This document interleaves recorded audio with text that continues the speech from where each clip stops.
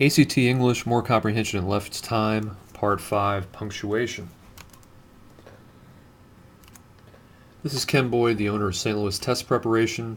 This is our email address and our phone number. You'll see our website and our YouTube channel at the end of the presentation. We're talking about punctuation, and we're in the process of talking about quotation marks. Enclosed direct quotations. I think this is the most common and the one that we all know intuitively if you've read a lot. If the quoted phrase is interrupted, two pairs of quotation marks should be used. Quote, I saw him coming down the street, quote, Bob said, comma, quote, he was wearing a gray coat. The next point is a common mistake. The he, which starts the second quote, is not capitalized. Only proper nouns or the pronoun I are capitalized after the first word. Okay? The most common use of the quotation mark. Another one is a quote inside of another quotation. Use single quotation marks for the inside quote, the one on the inside. My grandmother always said, wear your hat when it's cold outside. She was right. You can see that the outside quotes are the normal ones. The inside quotes are the single quotation marks.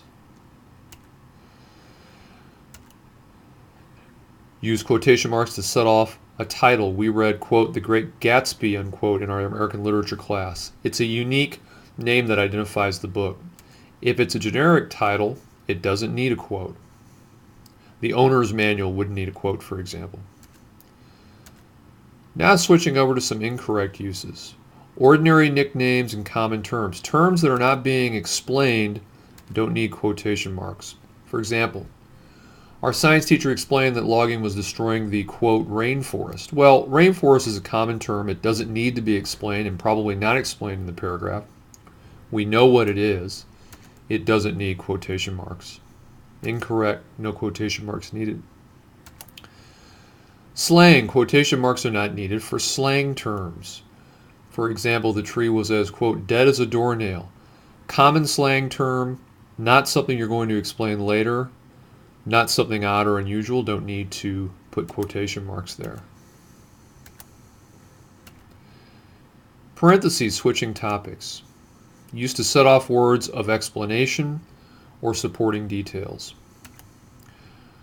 A hint, a good way to remember it is words that have no essential connection with the rest of the sentence, words that we could probably leave out.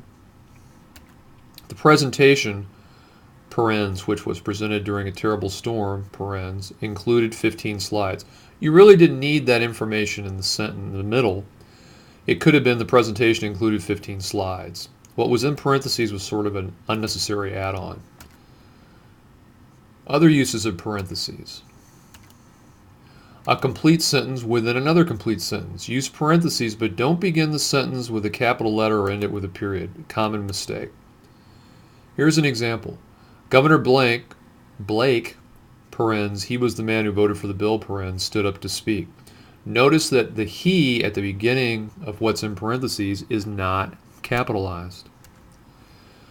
Don't use parentheses very often. Too many can distract and confuse the reader. And in fact, when you do the English section, you will see the ACT exam using sentences with a lot of parentheses, and the correct answer is to remove some of them.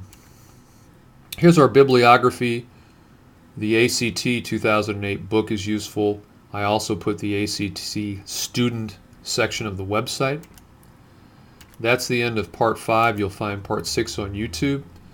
For live tutoring and live chat sessions, stltest.net. Our YouTube channel is kboydstl. To find us on YouTube, on our channel. This is our email address and our phone number. Thanks, and we'll see you next time.